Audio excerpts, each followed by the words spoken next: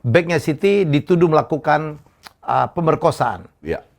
Hubungan antara Rangnick dan Ronaldo. Ya. 2 kali nggak dimainkan Ronaldo. Ya. Ya kita nggak tahu. Rangnick gue rasa juga ingin membuktikan kepada publik dunia bahwa I'm the boss. Not you. Gue pelatihnya, Yeah. I'm the boss.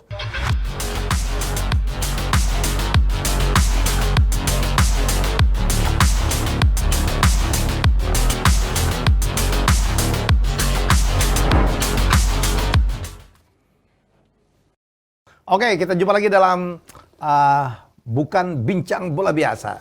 Just Haye official bersama saya dengan Koci. Koci itu seksi banget dengernya. Imut gitu. Itu gara-gara temen gue yang cewek, Terus? si Feli. Terus? Dulu waktu gue masih jadi pelatih, Oke. orang panggil coach kan, coach, Yeah. coach. Dia aja mulai coach. Nah, nggak tahu sama gimana, yang lain ngikutin semua. Sampai detik ini semua orang tanya justru coach lebih dikenal, tapi sudahlah. But it will be a brand ya. Ya, it's going to be my brand. Wah, nantikan merchandise-nya Koci. Semoga sukses lah. Oke, bro. Kita akan membahas sesuatu yang agak di luar ya. Ya. Ini ada kasus Mendy ya. Ya. Ya, jadi ada salah satu Mendy, Benjamin Mendy ya. Benjamin Mendy yang di City. Backnya City. Ya. Backnya City dituduh melakukan pemerkosaan. Ya. Masalahnya pemain yang namanya Mendy banyak banget ya. Ya. Ada Edouard Mendy, kipernya Chelsea. Ada Oke. Ferland Mendy, bek kirinya Madrid. Oke. Tapi itu Ferland dengan Edouard Mendy itu sepupuan. Sepupuan. Iya, tapi Oke. Benjamin Mendy sini nggak ada hubungannya. Nggak ada hubungannya. Nggak ada hubungannya. Yang kena kasus hukum itu adalah Benjamin Mendy Mendy. yang di City, tapi kebetulan Ferland sama Benjamin dua-dua dari Le Havre, youth-nya. Tapi bukan saudara. ini menurut saya sih keterlaluan ya. Jadi dia kena berapa? 5 Kasus. kasus ya. Iya. Yang jadi Pemerkosaan. yang jadi gini. Kalau kita seandainya melihat hanya satu kasus, Ya. oke, it happens, itu Oke. bisa terjadi. Tapi kasus pemain bola dengan pelecehan seksual atau pemerkosaan, Ini pemerkosaan. itu kan berapa kali terjadi. Ya, Robinho, berkali-kali. Robinho kemarin sudah diketok palu oleh Supreme Court di Italia, 9 tahun penjara, no exception. Oke. Sebelumnya kita tahu juga kasusnya Benzema, Ya. juga entah itu pemerkosaan, pelecehan, gue nggak tahu detailnya apa, tapi itulah kasusnya. Jadi banyak sekali terjadi. Terus belum, kalau nggak salah Neymar sempet juga ya. Neymar walaupun katanya dituduh, diperangkap iya, iya. Robin van Persie juga pernah ya? I don't know. Oke. I mean terlalu sering terjadi, Ya. sehingga gue bilang ini bukan kebetulan. Gini ya, kita lihat sebagai pemain bola yang punya bakat extraordinary. Ya. Contoh ya kayak pemain-pemain yang di Madrid, City, itu bukan bakat biasa dong. Ya, ya. Kalau bakat biasa main di ayam sayur Spurs. Kalau bakat luar biasa, Nggak ikut-ikut gua. kalau bakat luar biasa mainnya di Kok lu harus ngomong ke Spurs sih? mainnya di City. Gue selalu bilang pemain-pemain bola ini mereka itu low educated. Ya. Kalau dapat SMA udah luar biasa. Beda dengan basket di Amerika. Basket Amerika college. You know it better ya kan? College. Tapi rata-rata SMP SMA itu mereka sudah fokus ke sepak bola. Fokus. Nah, rata-rata pemain bola yang top itu bukan dari keluarga kaya. Bahkan if you ask me, gue nggak tahu pemain bola yang mana yang orang tuanya kaya. Artinya lebih mayoritas kalangan bawah. Iya. Mendadak dapat duit seabrek-abrek. Yang mereka lakukan apa? Hanya main bola. Iya. Iya kan? Nggak ada aktivitas lain. Bola itu 2 jam sehari latihan atau 2 kali 2 jam kan udah capek. Iya. Nggak punya, they doing nothing. Kayak Özil main game atau apa. Jadi nggak ada. Iya. Jarang sekali ada pemain bola ambil kursus online ke universitas atau ambil kursus ini. Jarang sekali. Artinya kalau mereka nggak main bola, mereka jadi apa? Dia kerja di supermarket bersihin sayur.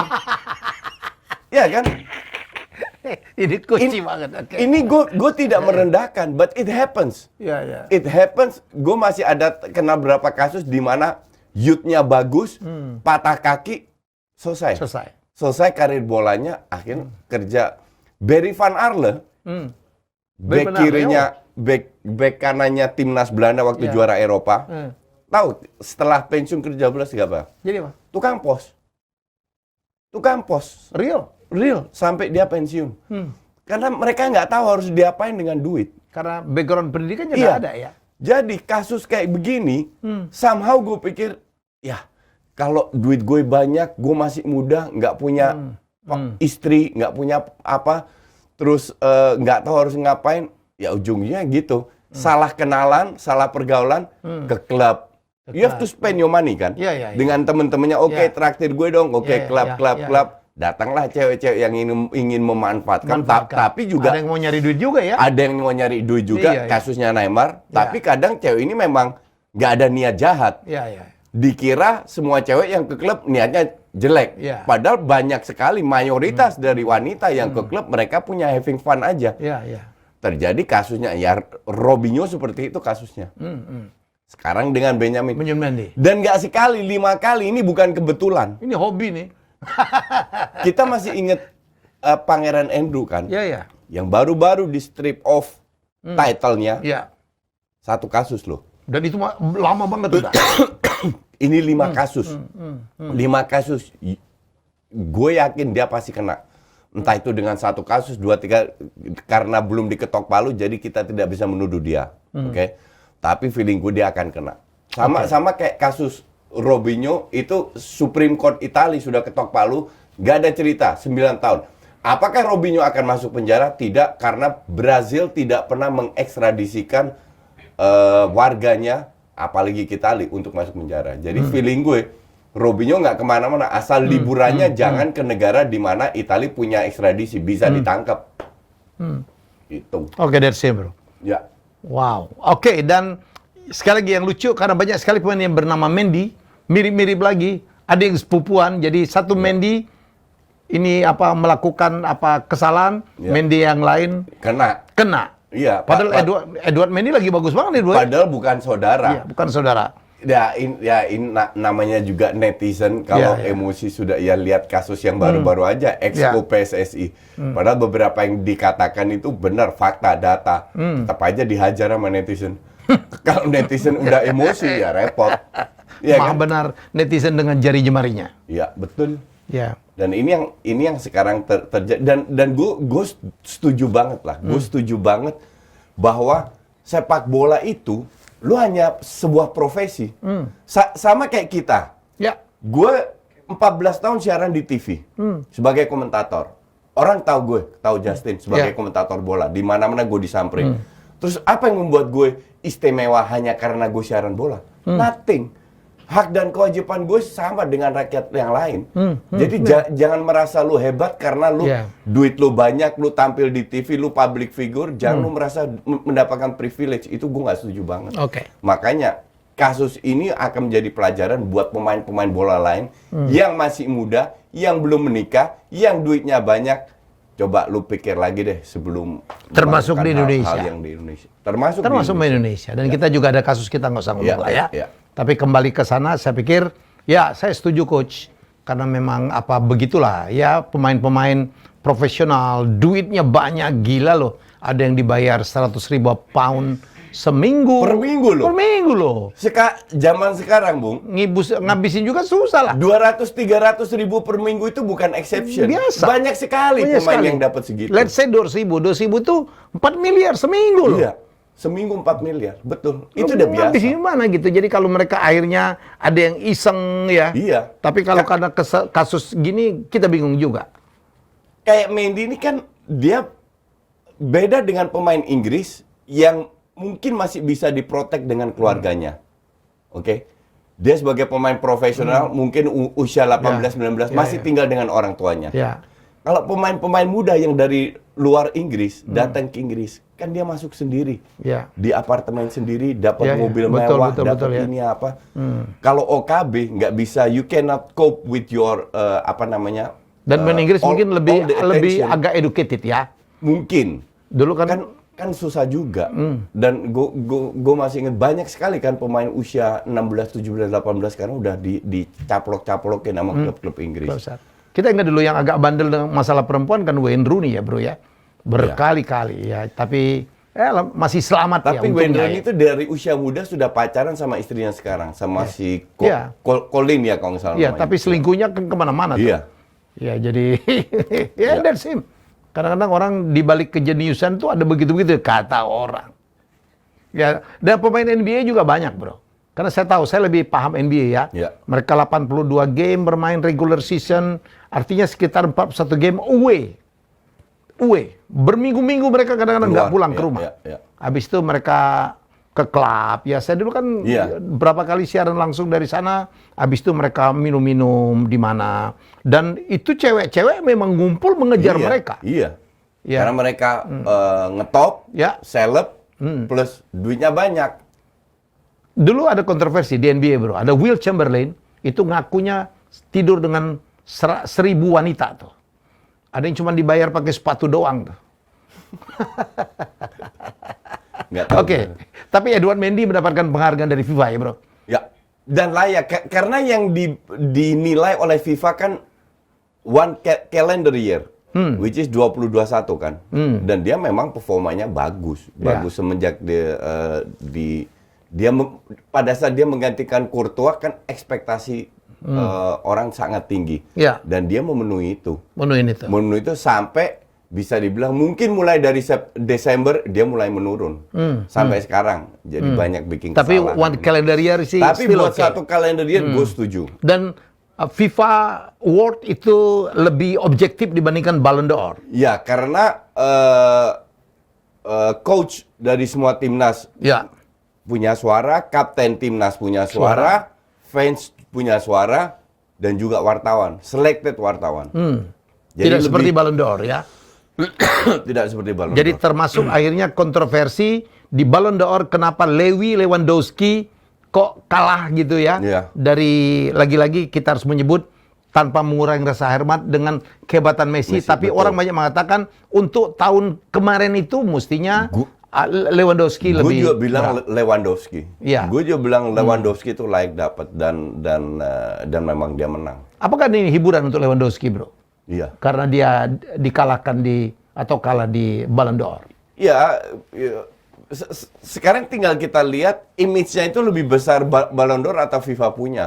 Kalau dari sejarah jelas Ballon d'Or sejarah, tapi image-nya FIFA nggak kalah. Nggak kalah. Karena ini FIFA yang punya. Ballon d'Or itu Football France yang bikin, hanya sebuah media di Prancis yang mengorganize. Tapi karena mereka sudah lama melakukan itu dan dulu tidak ada, akhirnya sama FIFA 4-5 tahun diajak kerjasama kan. Sekarang mereka bisa, tapi yang lebih mentereng harusnya yang dari Football Association aslinya, which is FIFA. Gitu. FIFA. Iya. Jadi beranikah kita mengatakan bahwa FIFA jauh lebih objektif dibandingkan Ballon d'Or? Jauh mungkin tidak, tapi lebih objektif iya. Ya, Ya. oke. Tapi bagaimanapun siapapun yang mendapat ini juga kita harus apresiasi ya, Bro ya. Iya. For sure. Indonesia ada nggak sih penghargaan kepada pemain bola? Badminton. Jago kita. Enggak, di Indonesia ada yang bikin Nggak nggak? ada. Oh, di Indonesia? Iya. PSSI gitu kita Dulu bikin. kalau nggak salah sempat pernah. Mungkin tabloid bola dulu, mungkin tabloid yang bikin ya. Bukan, dulu asosiasi pemain bola profesional yang bikin. API. Ya, sempat bikin, I don't know apakah diteruskan atau nggak tahu. Padahal itu penting juga mestinya ya. Iyalah. Bagian dari untuk mengangkat popularitas sepak bola dan Ya. atlet-atletnya ya, Bro ya. Ya, betul. Itu apresiasi aja sih, nggak ada nilai ekstra lebih, hanya apresiasi. Oke, Coach. Kita ngomongin hubungan antara Rangnick dan Ronaldo. Ya, 2 kali nggak dimainkan Ronaldo. ya. Ya kita nggak tahu. Ada yang bilang dia cedera, Ya. ada yang dibilang apa gitu ya. Dan kemarin pada saat pertandingan melawan saya lupa lawan Kemarin lawan Brentford. Brentford dan dia dikeluarkan di menit ke-70 dan dia nggak happy dan sampai duduk di bawah dan kemudian sampai Rangnick memerlukan untuk membujuk dia. Kita lihat dulu ini ada beberapa video dan gambar ya.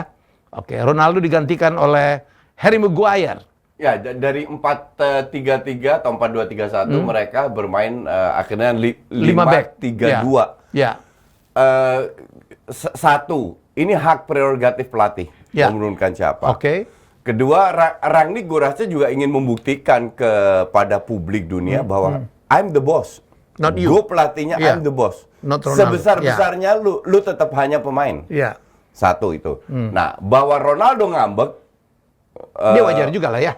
ya wajar juga. Mungkin dia tidak ngambek terhadap Rangnick, mungkin dia marah terhadap dirinya sendiri. bahwa dia bermain jelek. Udah beberapa match dia Ya. bermain jelek dan tidak cetak gol. Dan dia pikir dia ambisinya untuk cetak gol. Iya. Ya. Kasus di MU ini kan sangat rumit ya. Kalau gue bilang sangat rumit, jadi banyak sekali yang terjadi selama Rangnick yang baru berapa bulan masuk. Oke. Dia menerapkan 4-4-2 berapa match, akhirnya dirubah jadi ke 4-3-3 kayak zamannya Ole atau 4-2-3-1. Oke. Terus udah berubah 2 kali main 4-2-3-1, tetap jelek mainnya. Terus kasusnya Martial. Kasusnya Martial dia dia mengatakan di preskon ya. Jadi terbuka dia mengatakan Martial tidak mau dilibatkan lagi di MU, makanya saya tidak masukkan dia dalam squad. Langsung dibantah sama Martial. Jadi ada yang bohong dong. Siapa yang bohong? Oke. Ini udah kalau gue bilang pukulan yang cukup keras untuk Rangnick. Ya, karena pemain yang lu tuduh dia ngeles. Tapi di kasus Ronaldo, Nah, Ronaldo tidak di kasus melakukan Ronaldo, klarifikasi ya. dia hanya pada saat preskon dia mengatakan gue nggak tahu ada preskonnya nggak ada. Nah, bisa kita lihat sekarang. We had exactly the same situation 5 days ago at Villa Park, being 2-0 up with 15 minutes to play, and of course we didn't want to make the same mistake again. I decided to switch to a back five with Harry Maguire and bring on Marcus as another fast winger on the right hand side. And I think it was the right decision. That Cristiano was not happy. I mean, he's a goal scorer. He would have wished to stay on and maybe score a goal himself. I didn't expect him to hug me after being substituted. I know how players like those goal-scoring players, how they think and how they tick. But again, I have to take my decisions in the interest of the team and the club. And this is exactly what I told him. And I have no issues whatsoever with Cristiano. But again, he came back from a little injury. He didn't train for 1.5 weeks. And being 2-0 up with 15 minutes to play, having players like Marcus on the bench and even Anthony Martial, why should I not make use of that? And that's why I would always do it again in a situation like that. Ya, jelas ya bro? Ya, jelas karena dia tadi bilang bahwa dia tidak ingin melakukan kesalahan seperti lawan Aston Villa di mana mereka unggul 2-0 dan akhirnya 2-2 jadi seri. Ya. Maka dari itu pada saat MU unggul 2-0, dia tarik satu striker, dia masukin center back. Satu back. Jadi bermain 3-2 dan dia masukkan juga Rashford. Kenapa? Karena fresh untuk counter attack dan akhirnya dia benar. Ya, benar. Dia Rashford mendapatkan gol ketiga lewat counter attack juga. Jadi yang dilakukan ini udah benar dan gue rasa mau sengambek-ngambeknya Ronaldo, ya dia harus terima. Dan dia selalu menjadi seorang yang profesional. Ya. Saya pikir betul dia marah dengan dirinya sendiri ya bro. Ya, karena dia pikir kenapa gue nggak ngegol gitu. Sangat bisa. Maka dari itu next match lawan West Ham kalau nggak salah, dia akan jadi starter tetap. Tetap starter. Ronaldo ya. Dan alasan Rangnick luar biasa. He has so many striker ya. Dia punya Marcus, dia punya Martial gitu. Memang dia harus melakukan penggiliran ya. Ya. Kenapa Sancho nggak dimainin bro? Kayaknya Sancho sudah beberapa kali diberi kesempatan sebagai starter and he failed. Oke. Dia gagal total, maka dari itu untuk gue sih, gue paham kenapa. Yang gue nggak paham aja kenapa dia tidak memberi kesempatan kepada Lingard dan Van de Beek. Padahal kalau dibilang MU main babak pertama itu jelek. Pada saat De Gea udah menjadi man of the match atau pahlawan, artinya yang lain failed. Itu Brentford harus minimal 1-2-0 unggul karena finishingnya buruk sekali. Maka dari di babak kedua baru MU mengontrol pertandingan dan layak menang dan layak dapat 3 gol. Walaupun dua dari counter ya. Tapi ya secara overall ini masih bukan MU yang diharapkan oleh fansnya. Yakin gue.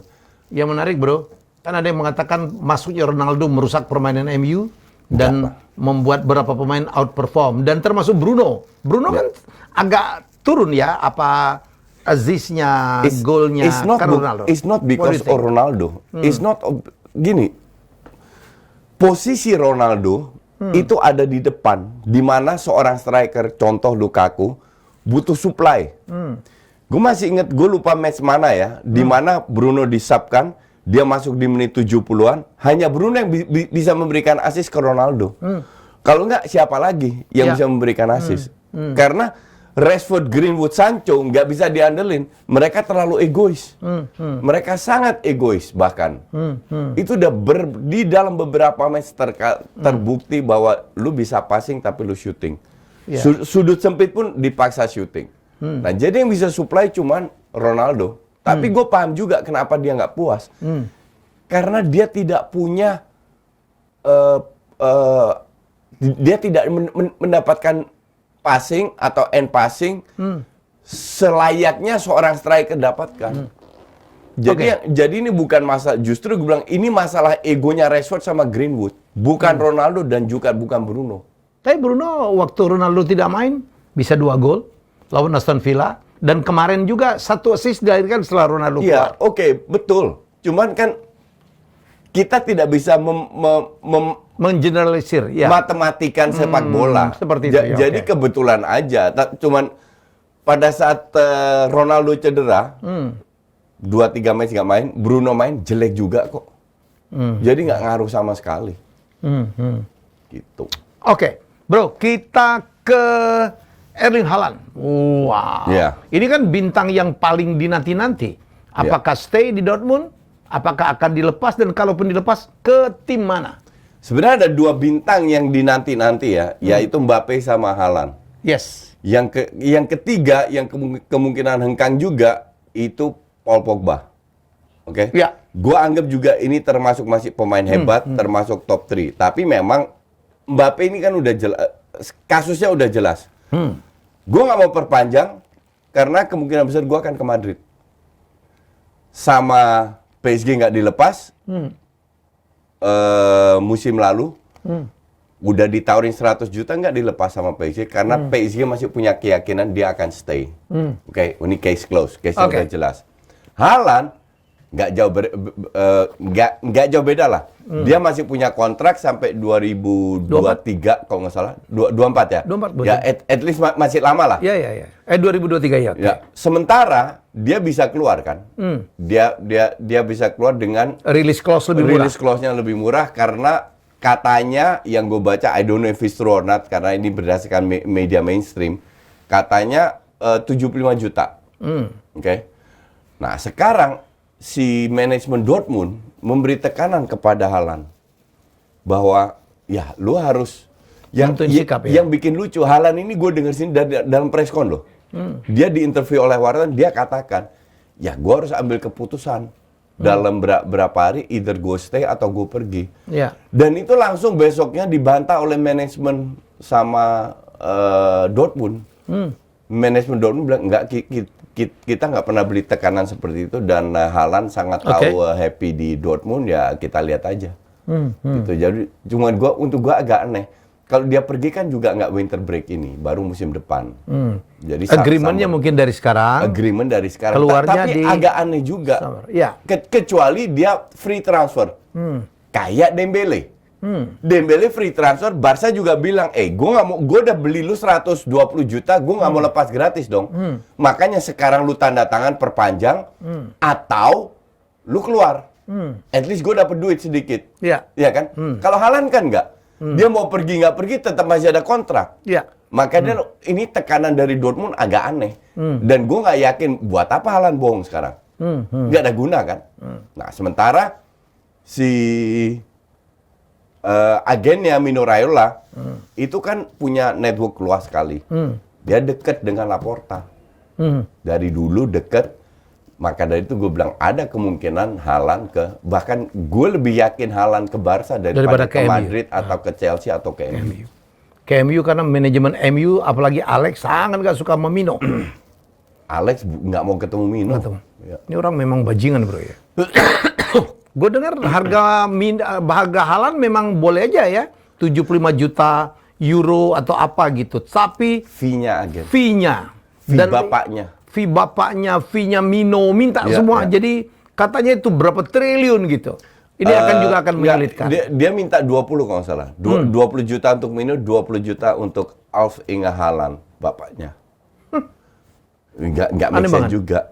Sangat aneh. Cuman Dan- itu kan, ini menurut media, tapi itu kan semua negotiable. Karena kalau dia dekat, karena masih ada De Ligt dan Nasraoui yang gosipnya hengkang. Nasraoui kontrak habis. Dan Overmars bilang, gue tidak mau lepas Nasraoui di winter break ini karena Ajax butuh Nasraoui, biarin dia free transfer next season. Jadi kemungkinan dia ke Barca karena Barca nggak bisa ngandelin Alves. Dia sudah dicoret, ibaratnya begitulah. Jadi butuh seorang bek kanan gratis. Oke. De Ligt, gosipnya ini sudah waktunya untuk De Ligt keluar. Apalagi temennya di situ, Frenkie de Jong. Ada Des juga yang dia kenal. Jadi bisa juga 3 pemain ini musim depan ke Barca karena kedekatan. Dan Barca lagi mau nego dengan sponsor, kemungkinan besar jadi Binance 70-80 juta 5 tahun. Per tahun 70-80 juta kali 5. Di samping itu mereka dapat pinjaman dari Goldman Sachs long term, jangka panjang 600 juta. Ditambah sekarang COVID sudah hilang, penonton datang, income-nya meningkat. Naik. Jadi jangan dibilang Barca nggak punya uang, Barca musim depan punya uang. Cuman karena mereka masih harus membereskan sampah yang ditinggalkan Bartomeu, bahwa income dari 800 turun ke 300, salary cap-nya ini lagi mentok sekarang. Ya, sekarang masuk Iya, tapi ke summer depan aman. aman. Gitu. Kembali ke Dortmund, bukan sikapnya ke Haaland jangan, kenapa? Orang semua tahu Haaland kalaupun memperpanjang di Dortmund pasti akan minta kenaikan increase atau salary yang gila-gilaan ya bro. Mereka bersedia bayar. Karena pada saat salary dinaikkan, mereka juga punya bargaining power untuk menjual. Jadi bukan 75, 100, 200, mungkin 200 juta, mungkin 250. Neymar aja, seorang Neymar 222 juta. Dan Haaland, Neymar kemana sekarang? Nggak kedengeran. Ya. Kalau nggak cedera, dia party. Sekali-sekali dia main bola. Ya kan? Nah, sementara kalau Haaland ini kan every week dia membuktikan, dia menyelamatkan Dortmund terus. Gitu. Jadi Tetap perform. Ya. Kita mendengar bahwa Haaland minta 500.000 per week ya. Ya, make sense. Nah, Aubameyang aja segitu. Alexis Sanchez 600 waktu itu. Jadi 500 untuk gue make sense. Untuk seorang Haaland. Iya. Bro, kalau lo diminta untuk siapa sih pemain striker yang paling luar biasa saat ini? Untuk gue, Untuk seorang Koci. Lewandowski. Tetap Lewandowski. Walaupun usianya udah Ya. aging. Ya, justru usia aging nih beda kalau kita bicara seorang winger. Winger itu kan harus come up. Bolak-balik. Kalau striker kan nggak terlalu kerja keras. Lu seorang killer or you don't. Jadi mau umur berapapun dan 33 kan bukan 40 kayak Zlatan. That's different cake. Tapi at this moment dengan segala pengalamannya dan lain-lain, mungkin kalau dari sisi finishing Haaland nggak kalah. Tapi dari sisi pengalaman dan fisik dan lain-lainnya itu for me Lewandowski. Dan nyari posisinya luar biasa. And dia pinter banget ya. Iya, dia itu Smart banget. pinter ya. itu kan dari pengalaman. Pengalaman yang belum dimiliki oleh seorang Haaland. Maka dari itu Lewandowski nggak dilepas. Tapi secara fisik Haaland ya tinggi, Iya, gede betul. gitu. Tapi still pengalaman kembali lagi. Dalam sepak bola tambah tua tambah bagus ibarat. Maka dari itu peak usia pemain bola kan 28 sampai 31. Itu peaknya di situ. Nah, Haaland umur berapa? 21, 22, 23, I don't know. Masih muda banget lah. Sementara Lewy udah mengalami itu semua. Dan harga lebih murah. Dan cuman nggak dilepas feeling gue. Gue bilang Munchen mah cuman Munchen itu tidak pernah mau bersaing soal harga dan gaji karena mereka pasti kalah. Tapi mereka punya banyak hal yang dimana mereka bisa memberikan bargaining. Contoh mereka bermain luar biasa, squadnya bagus sekali, selalu bersaing di Champions League. Jadi ada hal-hal kayak gitu yang membuat pemain pengen stay di Munchen, nggak gampang keluar. Enak emang main di Munchen, bro. Musuhnya nggak ada gitu. Kemarin kalah Munchen Gladbach. Iya, sekali-sekali kalah. Iya, sekali-sekali kalah. At the end, dulu kan hampir kalah sama Leipzig ya, hampir kalah sama Dortmund, ujungnya dia lagi juara juga. bro. Ya. Bahkan Karl-Heinz Rummenigge sebagai presidennya Munchen mengatakan, kita nggak bisa kayak begini terus. Kita harus angkat klub-klub lain. Ya, saya pikir untuk kepentingan Bundesliga ya, biar menarik pertandingannya. Jangan dia melulu yang juara. Ya, itulah hebatnya Liga Inggris ya. Dan sekarang Italia pun udah saling mengalahkan, lagi seru-serunya. Cuman kualitasnya memang masih jauh di bawah Liga Inggris, tapi seru iya, for sure seru.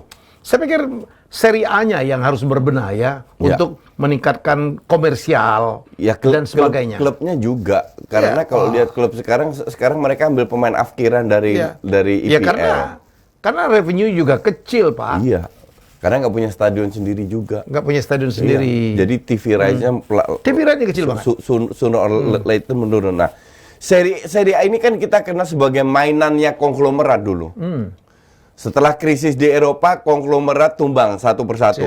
Cina masuk, Indonesia pernah masuk, semua masuk. Erick Thohir dari pernah luar masuk, semua masuk, tapi dari mana negara manapun mereka masuk, entah itu Amerika, entah Cina, entah Timur, mereka kan tujuannya bisnis.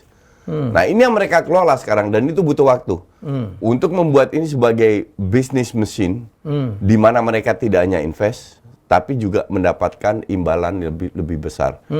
Kalaupun tidak dari revenue, tapi at least dari market value, itu harus ditingkatkan. Dan kita nggak tahu apakah orang-orang bisnismen dari luar ini berhasil mengangkat pamornya Serie A. Ya kita berdoa, biar imbang juga ya. Jangan kita sedih lihat tim-tim Italia yang dulu hebat-hebat. Ya tahun 90-an, 2000-an, waduh. Parma yang bagus saja udah bangkrut. Iya ya. Parma loh. Faustino Aprilia di Parma dulu. Banyak pemain hebat di Parma. Bangkrut Parma sekarang. Ya. Nah, Inter dijual. Inter kurang kuat apa? AC Milan kurang kuat apa? Berlusconi kurang kuat apa? Tumbang juga. Juventus pun udah melemah. Juventus pun melemah. Padahal di belakangnya ada industri mobil luar biasa. Fiat ya. Fiat itu punya Porsche. Porsche itu punya Fiat. Iya. Dan beberapa lama-lama begitu tim sepak bolanya udah tidak menghasilkan uang ya. Iya. Berat juga, bro. Berat. Maka dari itu ya gue nggak tahu apakah Itali kalau gue bilang ya menurut gue bisnis industri sepak bola ini ada korelasinya antara hasil dan kelola manajemen marketing. Oke. Pada saat Itali fokus ke hanya pelatih dari Itali, mereka nggak akan naik. Mereka tidak akan naik di Eropa. Yang mereka harus mencontoh IPL. IPL besar apakah karena pelatih Inggris? Hampir nggak ada. Apakah karena pemain Inggris? Nggak juga. Tapi Jose udah di Italia, bro. Jose di Italia karena Inggris sudah nggak mau dia lagi. Ya nggak, maksudnya Italia kan nerima dong. Ada pelatih asing. Satu, terus. Siapa lagi? Bisa dihitung. Dari 20 tim bisa dihitung. Yang lainnya digilir aja, namanya Gasperini atau siapa, Pioli. Pioli itu udah berapa tim dia pegang. Digilir semua. Spalletti dari Rusia balik lagi. Conte pergi, Inzaghi masuk, terus Sarri balik lagi. Itu terus. Padahal kita tahu Italia masyarakatnya jumlah penduduknya banyak dan very fanatic. Iya. Dengan bola. Ya. Wah, fanatik banget. Saya nggak pernah lihat bangsa yang lebih fanatik daripada orang Italia terhadap tim-tim tapi juga sepak bola. fanatik terhadap semua faktor, bukan bola aja. Mereka bawa makanan keliling dunia. Siapa yang nggak kenal pasta dan pizza? Desainer mereka terkenal semua. Dari Versace lah, apalah. Oke. Mobil. Ferrari, Lamborghini, Fiat. semua. Sepak bola dulu. Sekarang drop. Kenapa? Ya itu. Kalau sepak bola industri hanya menjadi mainan, tidak dikelola seperti perusahaan, ini yang terjadi. Gue nambahin satu, kopi seluruh Italia bro. Espresso, cappuccino, frappuccino. Tapi Exactly. brand yang paling top sekarang Starbucks.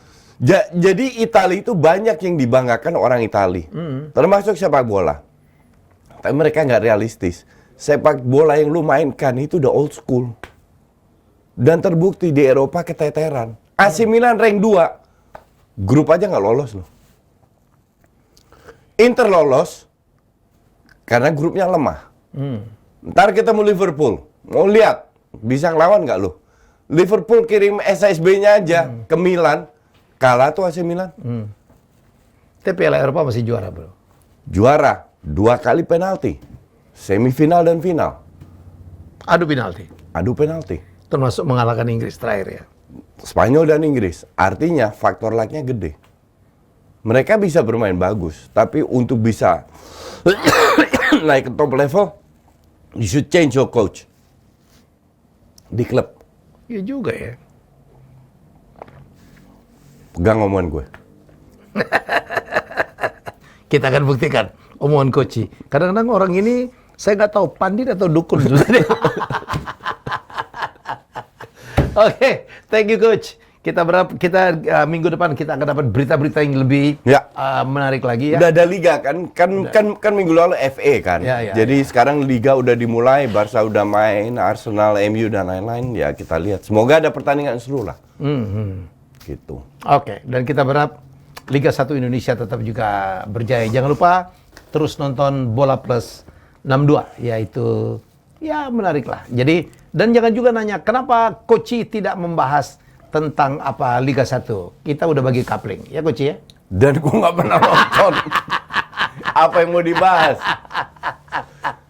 Gue nggak pernah nonton, jadi nggak ada kan ada yang sepak bola lokal ya. Ya. Saya lagi nunggu konfirmasi ketua umum PSSI akan menjadi tamu saya di Helmi Bicara. Nanti kita bongkar habis. Kalau mau nitip pertanyaan, ya silakan kirim ya. Boleh ke sini, boleh di Helmi Bicara atau di Instagram saya atau apa gitu. Kita akan ya kita sebagai anak bangsa kepengen juga lah ya bahwa PSSI itu nggak cuma nyaris juara doang. Spesialis runner up. Kita nyaris. Semoga kedepannya kalau kita menjadi juara itu beruntun, nggak cuma sekali-sekali aja. Ya, kalau sekali cuma kebetulan. Iya. Oke, kita jumpa lagi minggu depan dengan topik-topik yang lebih menarik. Bye-bye.